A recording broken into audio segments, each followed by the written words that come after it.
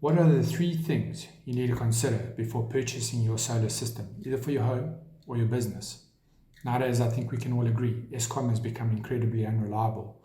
Prices have increased through the roof, and now is more than ever has become the time that it's become viable to invest in a solar system. And it might be closer than you think. Just a few things to think about before you do purchase that could save you a lot of money and headaches down the line.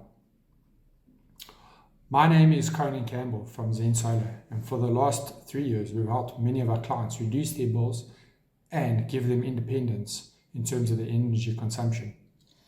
In the next 5 minutes I'm going to share with you 3 things to consider before purchasing your solar system.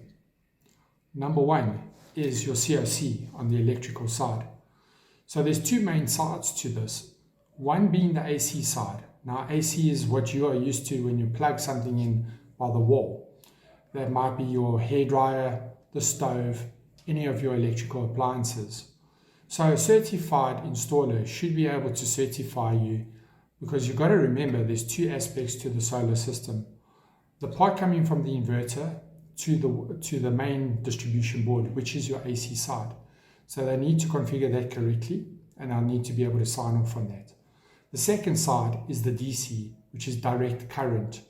This side is your batteries and your photovoltaic solar panels. Something to consider is that your installer will need to be able to do a sign off on that as well. Generally speaking, this will be a master electrician who will be able to sign off on both sides of the installation, and it will make sure that you have the correct breakers, fitting, fuses in place, so that if a part of the system fails, they are able to have redundancy or to be able to shut off without any major failures. The second part is your structural CoC. Now this is generally a civil engineer or a structural engineer that will be able to sign this off. The things that he has to take into consideration, now taking note that when you install solar panels on your roof, this is adding a load or a weight to your roof. They'll need to have a look at your roof and whether or not it's relevant and it can handle the solar panels, or it's going to need to be upgraded. And sometimes it might just be a small thing like an additional truss or beam. They also have to take into consideration dead load and live load. Now live load would be something like the wind blowing onto your roof and lifting at the back of your panel. So these are all the little things that they'll have a look at.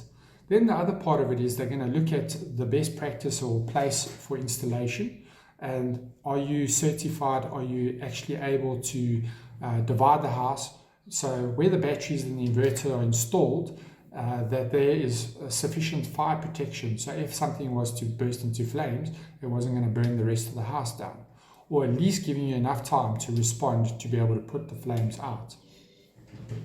So this is something that a lot of people don't take into consideration, and I highly recommend that you look at getting the certification from your engineer, and then taking into account that if you don't do this, your insurance won't pay out. Then the last piece is your installer. Now, a certified and a proper installation company will give you good recommendations, firstly, on how to economize before investing in the solar system.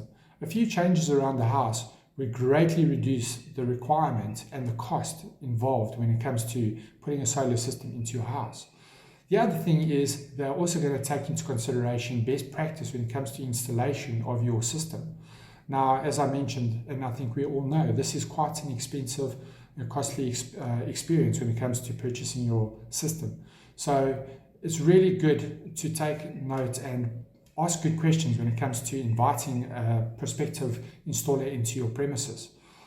So I know this is a mouthful, but just below I've shared a list of questions that you can ask your prospective installer that will generally make sure that you're getting the best bang for your buck.